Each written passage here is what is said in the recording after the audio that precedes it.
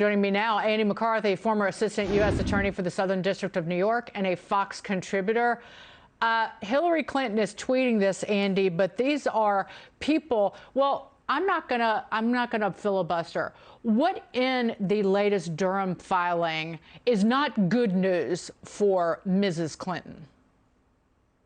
The confirmation, Dagan, that what Durham is homing in on is the Clinton campaign. And what happened here, at least according to the narratives that we see in the charges that he's brought so far, is that the Clinton campaign is the source primarily of the Trump-Russia collusion narrative, which means it was always political, more political than fact-driven or evidence-driven, and that the Clinton campaign, after coming up with this narrative, tried to peddle it to the government and had a good deal of success doing that. You know, David Spunt's report just now, I would point out, comes in a broader context. So we know about this information that we've just learned regarding Spunt, and not Spunt, sorry about that, David, about Jaffe, and you know, the fact, the question about whether they were still looking at internet traffic data while Trump was president. But I would just remind people, the broad context here is the FBI began FISA surveillance on Carter Page, a former Trump campaign official, which they obtained from the FISA court by representing that Trump was in cahoots with Russia. They started that surveillance in October of 2016. It continued through September of 2017 when Trump was president. So we've always known that this investigation continued while Trump was in office. Andy, but this involves all of these, not just the dossier hoax, the lie, the fake dossier, but now we're finding out in terms of electronic surveillance, if you will. It all goes back to the Clinton campaign. These are people these are people who were associated with the Hillary Clinton campaign, and I just find it a really pathetic deflection to say, don't look over here. It's all cooked up. What was cooked up was the Russia collusion hoax against Trump, that he was and Hillary Clinton was tweeting about it, retweeting Jake Sullivan about the server connection. So should these people be concerned?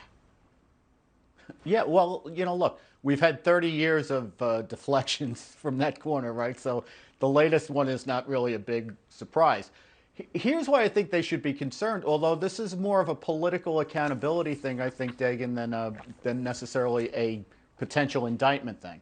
I think what the real scandal is here is that around this sprawling executive branch and this law enforcement and intelligence apparatus that we pay billions and billions of dollars a year for, is this cabal of kind of, you know, former government officials and other connected people who are attached to, you know, law firms and lobbying firms and think tanks and the like, who trade on their relationships with government to get privileged access to information that other people don't have, like Jaffe did, and who have chummy relations with people who are in government. Sussman was a former Justice Department cyber lawyer, and of course he has relationships with the FBI, he has relationships with the CIA, and he appears to have capitalized on those relationships to take the information from Jaffe that was mined and distorted to make Trump look like he had a sinister relationship with Putin.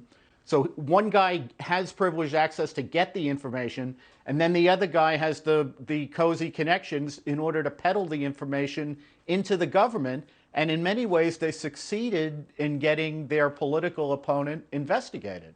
We have to believe that the people in government were duped by this. And these are smart people. Yeah, well, I think that's going to be, to my mind, that's the uphill battle here for Durham, because, you know, there's a lot of information that we've learned over the last several years of, at the very least, misfeasance, if not malfeasance, by the FBI and other government agencies in connection with this investigation. And now what Durham's going to have to come in and, after all of that, and convince people of is that the FBI was guileless here. You know, basically, these Clinton people came and lied to them about information that they were conveying and the sources of it, and they ran with that, not knowing, right, what the Clinton people were holding back. I think that's going to be a tough sell for people. If anybody associated with Hillary Clinton ever says, I got something I'd like to tell you, go lock the door, hide in the closet until they leave. That's my only advice, knowing of them for 30 years. Andy McCarthy, thank you so much.